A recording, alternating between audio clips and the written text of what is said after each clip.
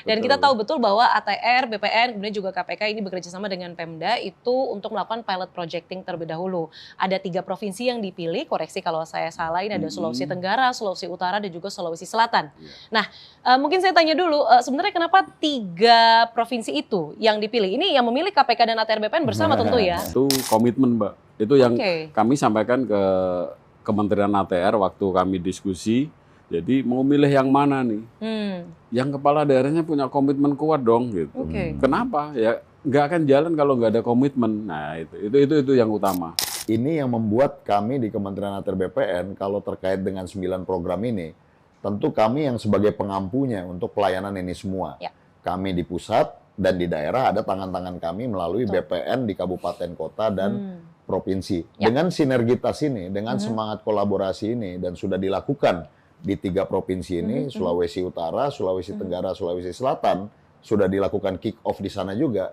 Dan saya mendapatkan laporan dari tim yang melaksanakan ini, alhamdulillah hasilnya juga sangat baik.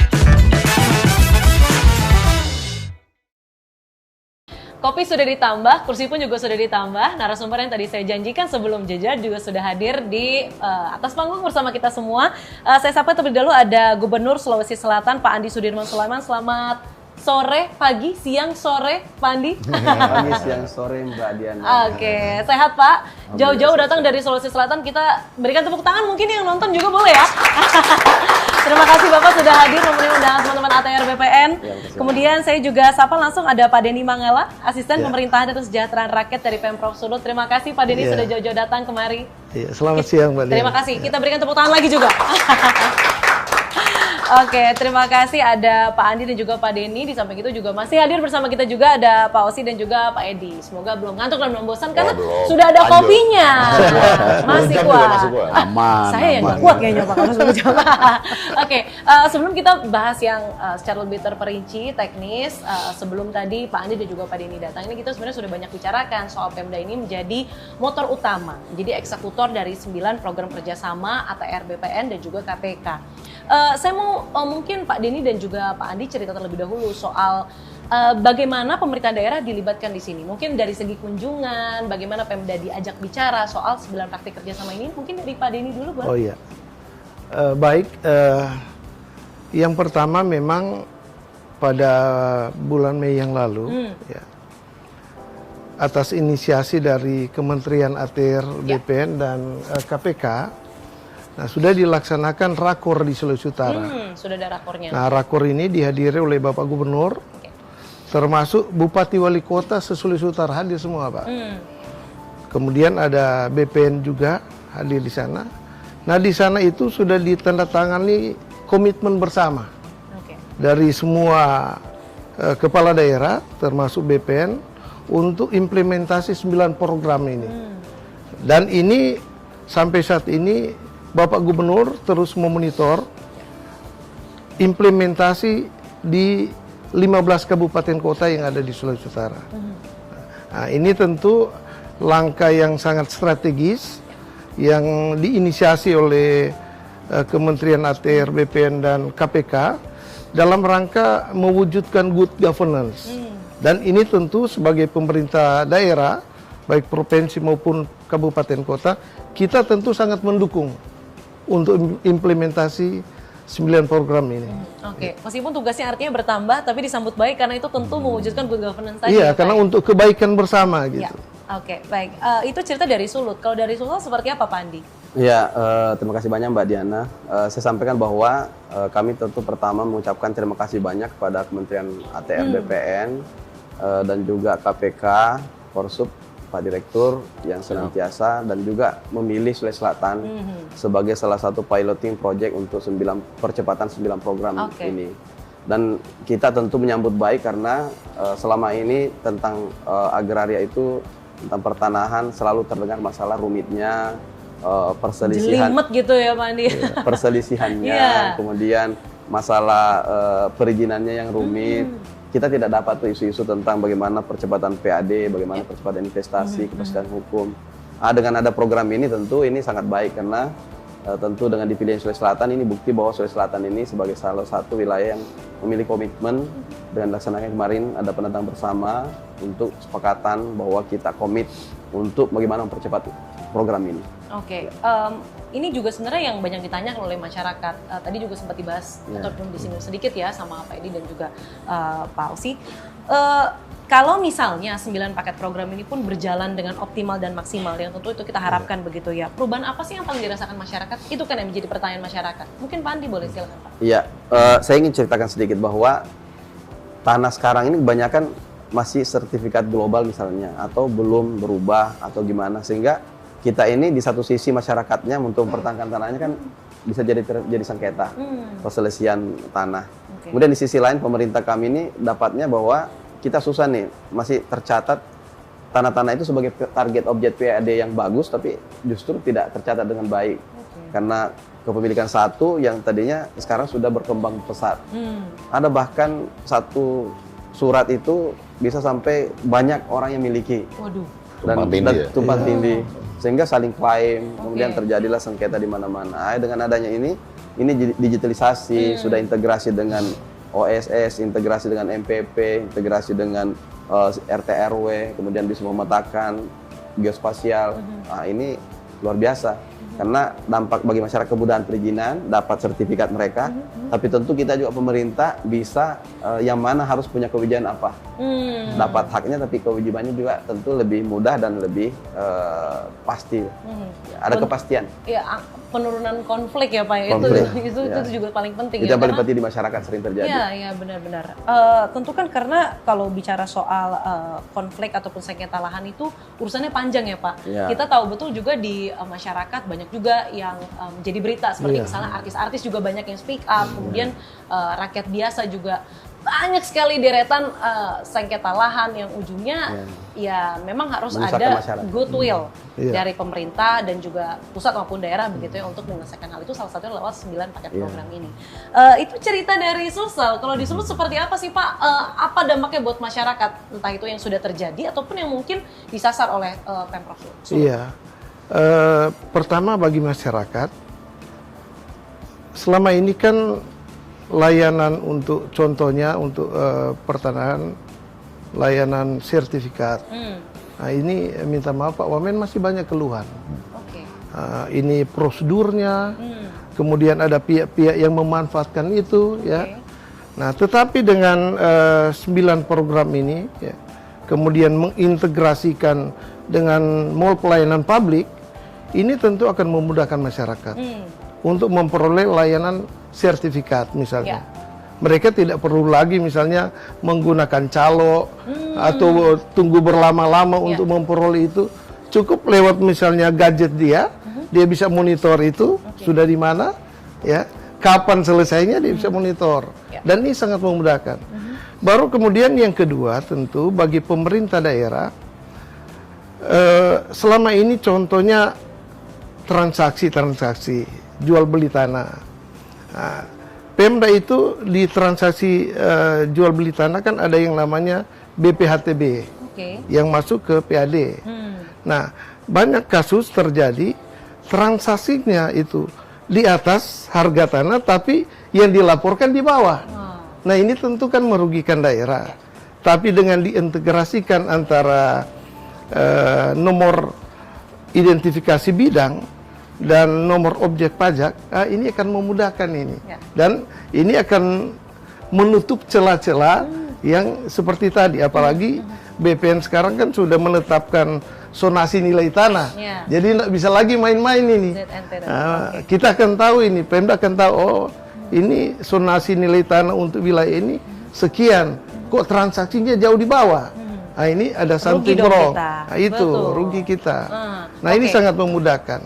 Kemudian yang ketiga tentu bagi investor, dengan diintegrasikannya antara OSS dan RDTR ini tentu akan memudahkan investor untuk nanti dia akan menanamkan investasi di daerah. Dia akan tahu, oh ini tanah ini clear and clean dia.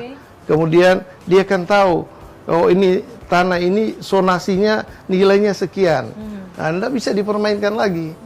Ini program ini intinya sangat membantu bagi pemerintah, bagi investor, termasuk bagi masyarakat. menimbulkan rasa aman bagi masyarakat maupun juga investor. Iya. Karena itu penting sekali untuk menggerakkan roda ekonomi di daerah-daerah. Betul. Oke, tentu kan ini bukan hal yang mudah begitu, tapi ini bukan baru dilakukan. Tadi Pak Wamen juga menyampaikan, ini sebenarnya program sudah terus dilakukan, tapi 9 ini dikerucutkan untuk menjadi atensi di 3 provinsi pilihan tadi. Saya mau tanya dulu, kendalanya ketika komitmen itu dilakukan, ini menjadi atensi besar, ada tidak hambatan yang mungkin dilakukan ataupun dihadapi oleh teman-teman di daerah? Mungkin dari Pak Andi? Yang dihadapi biasa memang kita itu persoalan karena ini lintas sektor ya. Terkait misalnya penyelesaian lahan-lahan aset ataupun ada tentang agraria ya. Ini kita ini sudah ada solusi, salah satunya sini GTRA. Kami baru saja kemarin melaksanakan, kita laksanakan hari Jumat kemarin, hari Kamis itu Rabu kita laksanakan GTRA, gugus tugas reforma agraria. Saya yang pimpin langsung, ada kejaksaan, kemudian ada kita undang juga dari Forkopimda, kepolisian dan Kodam bahkan kita libatkan, kemudian dari pertanahan hadir semua untuk membahas 2 area yang menjadi target yang sangat strategis dan menjadi aset yang tidak jelas kepemilikannya tapi tercatat di KIB kami, di aset kami. Terus ada juga yang menjadi dipakai pendapatan orang lain tapi tidak masuk ke kami penghasilannya. Dari gugus tugas GTRA itu menghasilkanlah rekomendasi-rekomendasi dan sudah ada solusi dari rekomendasi itu untuk ditindaklanjuti BPN. Dan Kakanta BPN Kota Makassar akhirnya sangat setuju dan ini sangat mudah lagi. Tinggal dikerucutkan, tinggal kita daftarkan kembali untuk KIB-nya, nomor asetnya, kemudian penguasaan fisik, itu sudah cukup untuk kemudian diterbitkan hak pakainya. Ini salah satu program dari 9 itu ada GTRA, yang kemudian sebagai penyelesaian konflik. Dan ini kita sudah lakukan untuk 2 objek untuk tahun bulan ini. Ya. Dan ini kita terus akan melaksanakan per setiap minggu. Rencananya 1 minggu pertama untuk konsep kayak notulensi lah ya. Kemudian setelah itu baru rapat untuk rekomendasinya.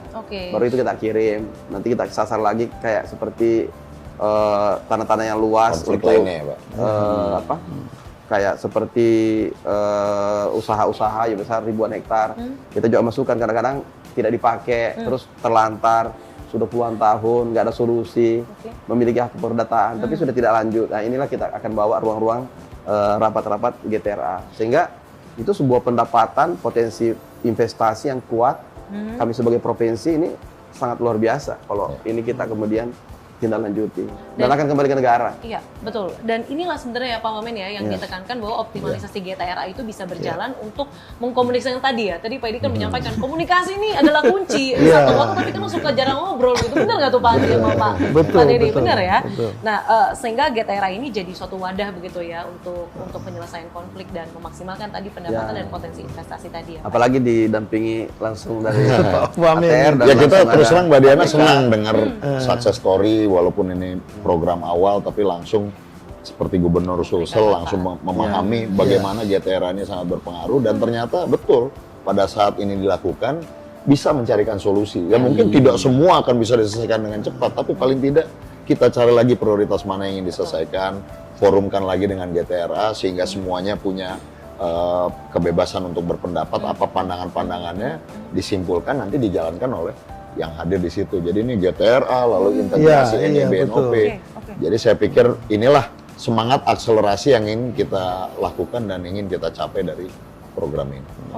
Tadi kan baik dari Pak Denny dan juga Pak Andi menyampaikan ini penerimaan kita ataupun potensi investasinya itu cukup berdampak loh. Mungkin bisa digambarkan secara nyata, mungkin Pak Denny terlebih dulu soal sebenarnya seberapa 9 program ini bisa menyederhanakan administrasi sehingga berdampak pada pendapatan daerah. Mungkin ada angkanya Pak, bertambah berapa atau mungkin potensi yang dilihat. Silakan Pak Denny. Iya, memang kalau menyebut angka kan kita masih hitung-hitungan. Tentu karena masih karena berjalan. Karena kan baru kita komitmen bersama di bulan Mei ya.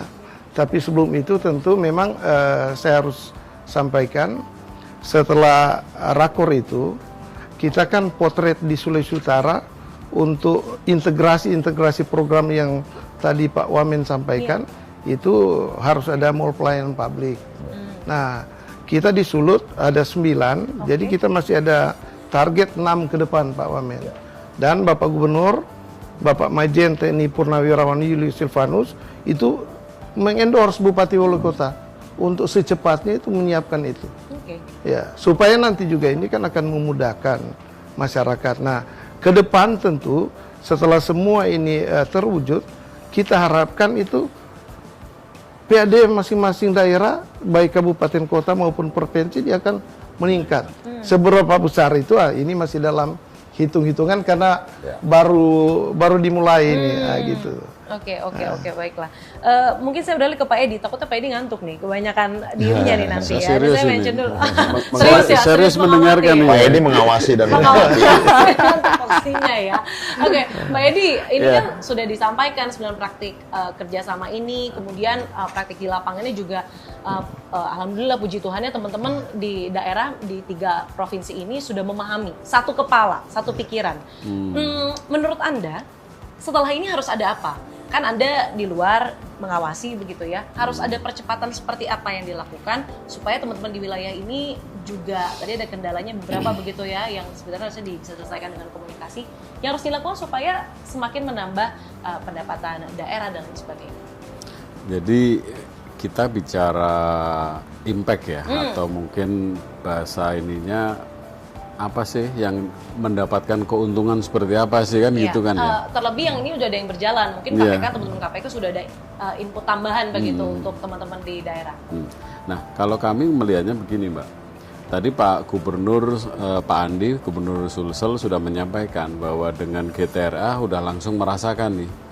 Selesai itu masalah. Ternyata dirapatkan bersama yang mohon maaf selama ini mestinya tanpa program ini pun harusnya dari dulu sudah bisa dilaksanakan kan gitu ya. Nah tapi kalau kami melihatnya dari sudut pandang yang lain. Yang pertama adalah mudah-mudahan kami harus membandingkan nih Mbak ya, tadi Pak Wamen sampaikan baru kemarin kan belum bisa kita lihat nih. Tapi kalau kami konsepnya adalah pengaduan masyarakat nantinya. Nah, pengaduan masyarakat yang selama ini sering mengadukan adanya pungli, adanya pemerasan. Nah, mohon maaf ya kan seperti itu kan ya. Nah, kami akan lihat nanti ada penurunan nggak. Nah, itu akan menjadi impact atau hasil yang dari sudut pandang kami ya. Mungkin dari Pak Gubernur mungkin akan melihat dari sudut pandang investasi nantinya. Dengan transparansi pasti investasi akan meningkat kan itu kan ya. Tapi kepentingan kami atau dari sudut pandang KPK adalah ada nggak nih penurunan tingkat korupsinya nih nanti di 3 provinsi ini gitu loh. Khususnya adalah korupsi di tadi suap, pemerasan dan juga mungkin bahasa umumnya pungli lah ya. Tapi suap, pemerasan, gratifikasi kalau bahasa undang-undangnya. Nah terus setelah itu adalah tentunya adalah masyarakat merasa dimudahkan nggak, kan gitu kan ya, dimudahkan nggak. Tadi bahasanya memang kami lebih mengistilahkan selama ini ada di ruang-ruang gelap. Pengurusan mungkin dalam konteks ini kita bicara pertanahan ya, mungkin secara luas mungkin ada juga, tapi kita bicara pelayanan pertanahan, masyarakat itu banyak yang gelap bagaimana ngurus tanah ini. Akhirnya datang ke tadi yang Pak Asisten tadi sampaikan ke calo atau apa gitu kan ya. Nah, mudah-mudahan dengan ini nanti transparansinya dapat, masyarakat bisa mendapatkan keuntungan. Tapi kan susah di situ kita ukur kan ya. Tapi paling-paling Pak Gubernur yang bisa mengukur sendiri nantinya dari investasi, dari pengamanan aset, dari itu mungkin. Nah, dari teman-teman kalau dari kami sih itu Mbak, nanti dari pengaduannya turun nggak? Nah, kalau pengaduan turun berarti sukses nih program ini nantinya. Artinya kalau KPK bisa duduk santai ngopi tanpa mendengar aduan sana sini, itu artinya ada keberhasilan. Kerjaan makin dikit itu sukses loh. Dan kita harapkan begitu ya Pak ya. Kita harapkan begitu. Oke, saya mau mention sedikit soal pungli. Ini karena suatu hal yang menjadi concern masyarakat. Mungkin Sobat ATR BPN juga menaruh concern di sini. Saya mau tanya ke teman-teman daerah, sebagaimana 9 program kerjasama ini bisa menurunkan celah-celah pungli itu, Pak? Ya, ini kan kalau sudah ada sistem digitalisasi, biasanya kita kan sudah bisa online. Kemudian kita sudah mall pelayanan publik sudah ada semua di kabupaten kota. Bahkan kami provinsi sudah punya juga mall pelayanan publik sistem digitalisasi. Sehingga kita bisa melihat di situ bahwa terjadi proses-proses yang secara digital, agak tidak lagi tatap muka, tidak lagi harus ketemu telepon dan sebagainya. Itu tinggal mengisi saja. Dan kemudian seperti ini akan terjadi percepatan. Misalnya OSS ini kita 7 hari langsung sendiri jalan. Setuju tidak setuju jalan dia. Kalau area-area yang tidak beresiko. Ada tingkatannya. Tentu ini akan membuat image pada masyarakat bahwa ini mudah. Selama ada MPP sekarang ini, apalagi kalau sudah integrasi dengan pertanahan ini, pasti masyarakat akan senang. Karena ini akan memudahkan masyarakat untuk mendapatkan haknya. Yang kedua, dampak yang kami dapat itu, kalau nanti ini salah satu GTRA kita ini yang bahas kemarin ini nilainya 1 triliun, Mbak. Kalau ini nanti kita bisa berhasil untuk sertifikat standar provinsi, itu sebuah capaian yang besar yang dimotori oleh BPN, ATR, dan KPK pendampingan. Tentu kami yang dapat manfaatnya. Bahwa kami punya lahan yang selama ini tidak memiliki alasak, tapi tidak kemudian terjadi sengketa, dicari jadi pendapatan orang lain. Pendapatan ada fasilitas yang dipakai orang. Sehingga ini nanti kalau jadi masuk pendapatan kita kan luar biasa. Belum lagi asetnya. Di Kota Makassar lagi. Betul. Nah, ini luar biasa. Itu loh inventarisasi aset tadi ya Pak ya. Ini sekitar 10 hektar lebih.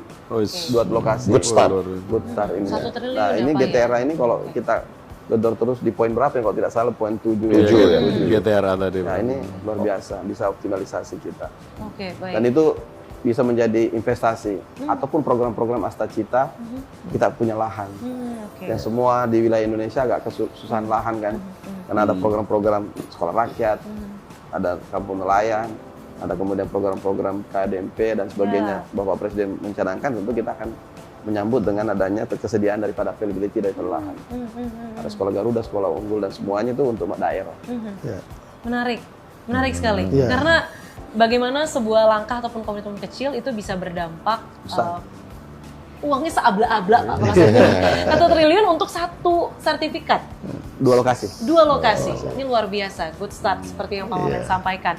Kalau di Sulut Pak, tadi kan banyak mention soal mall pelayanan publik. Kemudian sebenarnya Pemprov pun juga sudah memetakan begitu ya. Ini stigma di masyarakat kalau ngurus sertifikat dan lain sebagainya itu pasti jelimet. Nah, hal-hal yang ada di 9 praktik program atau praktik kerjasama ini, bagaimana bisa pelan-pelan membantu menghapus stigma tersebut kalau di Sulut? Iya, jadi kan setelah ada komitmen bersama seluruh kepala daerah yang saya sampaikan tadi dengan dan semuanya BPN, pasti menyanggupi dong Pak.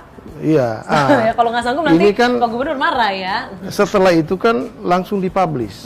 Oke. Nah, dipublish itu masyarakat dia tahu, ternyata sini sudah ada layanan pertanahan itu yang online. Oke. Nah, dengan begitu kan stigma-stigma selama ini bahwa berbelit-belit, harus melalui calo, ini akan terhapuskan. Karena tidak ada lagi yang tadi Pak Gubernur sampaikan face to face untuk memperoleh pelayanan. Semua serba digital. Dan ini pasti akan didukung oleh semua masyarakat. Ini kan tugas kita adalah membangun public trust.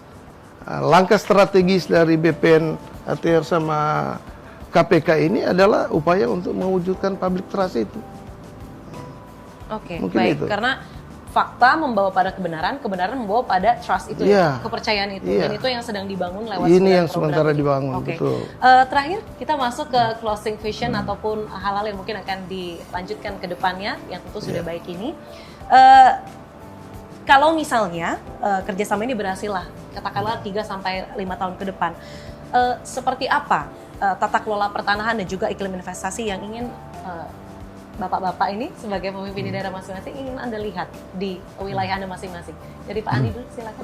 Kita berharap ketika pelaksanaan ini akan kemudian terjadi kemudahan-kemudahan masyarakat, ada kepastian terhadap pembangunan, investasi, dan kemudian pendapatan-pendapatan bagi kami. Termasuk masyarakat kami juga tidak segan-segan lagi untuk investasi untuk membangun baik secara persorangan maupun secara korporasi. Yang kedua, kami berharap bahwa yang selama ini sudah terjadi konflik, sudah ada solusi-solusi karena pemetaannya jelas. Apalagi kalau sudah berbasis geospasial ya, ini per 5.000. Satuan ini sudah semakin jelas, clear, bisa melihat sampai yang paling detail. Sudah ada RDTR, rencana detail tata ruangnya sudah jelas. Bahwa mereka ini bisa melihat sampai yang sekecil-kecilnya untuk daerah mana peruntukan apa, dan pemiliknya siapa. Kemudian itu kan semuanya bernilai uang, karena kekayaan negara termasuk daerah ada 2 sisi, baik uang maupun aset.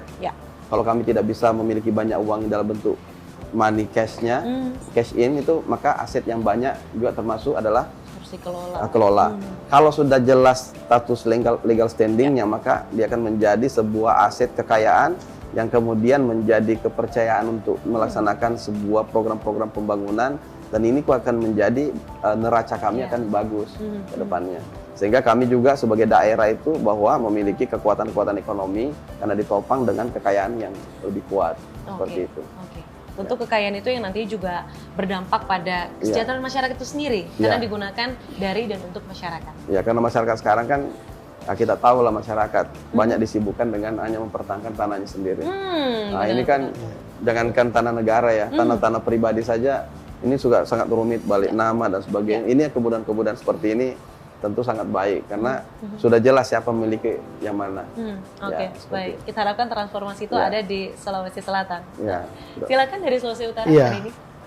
Untuk Sulawesi Utara, pemerintah pusat kan sudah menetapkan 2 kawasan ekonomi khusus di Sulawesi Utara. Satu itu namanya Kek Likupang. Itu Kek Likupang itu adalah kek pariwisata super prioritas dari 5 di Indonesia. Nah, salah satu itu di Sulawesi Utara di Kek Likupang. Yang kedua itu namanya Kek Bitung. Nah, ini 2 kek ini adalah pusat pertumbuhan ekonomi baru di wilayah Sulawesi Utara.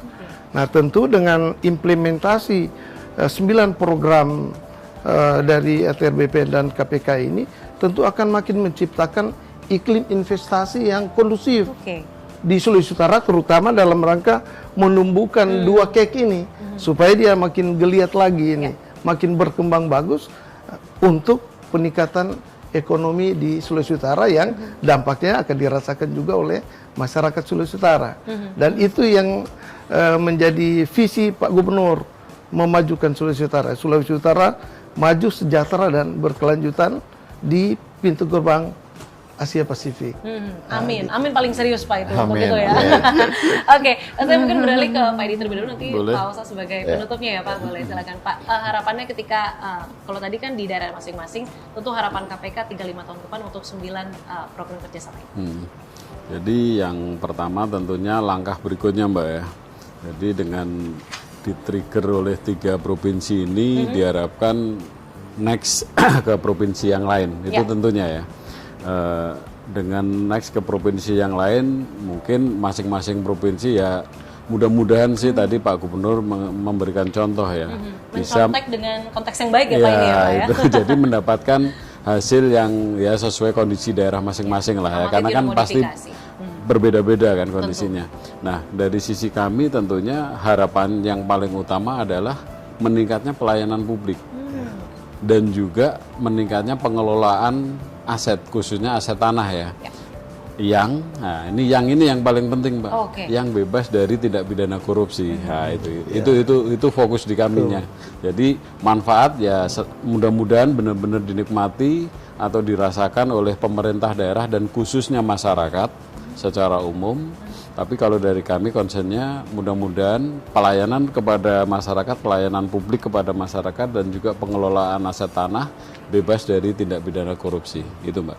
Oke, baik. Terima kasih Pak Dini. Sama-sama. Silakan Pak Wasi. Baik Mbak Diana, terima kasih banyak. Jadi pertama yang ingin saya sampaikan adalah bahwa 9 program kerjasama kami dengan KPK dan juga seluruh pemerintah daerah ini tentu sejalan dengan apa yang menjadi harapan dari Bapak Presiden Prabowo Subianto untuk menghadirkan satu pemerintahan yang bersih, yang akuntabel, tapi juga memberikan kemudahan bagi masyarakat. Dan inilah kemudian kita bisa lihat beberapa dampak kecil yang sudah mulai dimunculkan. Yang kedua yang ingin saya ingatkan dalam forum ini adalah tentu transformasi ataupun perubahan ke arah yang lebih baik itu akan membutuhkan effort yang tinggi. Tidak semudah membalikkan telapak tangan. Tidak akan berjalan secara instan. Ada upaya konsisten yang harus kami lakukan dari sisi kementerian, dibantu oleh KPK dan tentunya pemerintah daerah. Kami juga mengajak agar terus kukuh, konsisten, tegar untuk kemudian terus berupaya untuk menghadirkan, karena ini apapun yang kita hadirkan adalah untuk kebaikan masyarakat. Jadi tentunya ini adalah pahlawan-pahlawan kami yang ada di daerah, yang berada di garda terdepan. Kami berterima kasih, tapi mudah-mudahan kita semua punya semangat pantang menyerah terkait hal ini. Perubahan mindset, perubahan transformasi, budaya, culture, ya ini tentu membutuhkan waktu, tapi mudah-mudahan akselerasi ini bisa kita lakukan. Dan tujuan akhir yang ingin kita harapkan, tentunya pada saat masyarakat bisa tertawa, datang ke kantor-kantor pertanahan, datang ke kantor gubernur, ke kantor bupati, wali kota, menyampaikan bahwa proses sertifikasi kami sekarang lebih mudah, Pak. Sekarang alhamdulillah lebih baik. Sekarang pelayanan BPN lebih sempurna. Inilah yang kami harapkan. Yang kedua juga investor datang ke daerah-daerah tanpa harus bertatap muka dengan banyak orang, bisa melakukan kegiatan bisnisnya, menyelesaikan proses perizinannya. Termasuk pemerintah daerah bisa menata aset-asetnya, bisa mendapatkan PAD yang lebih banyak untuk kemudian melayani masyarakatnya masing-masing. Nah, itulah tujuan akhir yang tentunya ingin kita lihat. Kalau itu bisa tercapai, ditambah bonus yang sangat tinggi, bisa meminimalisir adanya tindak pidana korupsi, yaitu semakin sempurna. Itulah yang akan membuat Kementerian ATR BPN merasa bahwa program ini alhamdulillah bisa berhasil, dan begitu pula dengan KPK. Jadi kami titip kepada teman-teman di daerah, Pak Gubernur, Pak Asisten, terus bersemangat, jangan pantang menyerah, Pak. GTRA pun nanti pasti ada tantangan dan juga cobaan-cobaannya, tapi kita harus tegar gitu ya, dan berusaha untuk semua permasalahan insya Allah ada solusinya. Saya pikir itu dari saya, Mbak Diana. Semangat pantang menyerah, karena hal yang benar dan baik belum tentu mudah dilakukan ya, Pak. Betul, ya? betul. Oke. Dan mungkin itulah yang akan menjadi percontohan ya 3 provinsi ini untuk mungkin teman-teman daerah yang nanti SM goes by. Itu bisa akan bertambah, expansion. Insya Allah segera kita lakukan. Segera dilakukan. Terima kasih banyak. Kita mungkin boleh berikan tepuk tangan untuk keempat narasumber kita hari ini. Terima kasih Pak Andi, Pak Osi, terima kasih banyak. Pak Denny dan juga Pak Edi, terima kasih banyak waktunya dan juga kebersamaannya selama kurang lebih 1 jam ke belakang tadi ya. Oke, terima kasih banyak Sobat ATR BPN sudah menyimak dari tadi atas kebersamaan Anda. Kita jumpa lagi di podcast ATR BPN berikutnya. Saya Diana Valencia pamit. Sampai jumpa. Thank you, Pak Gubernur. Terima kasih banyak. Terima kasih.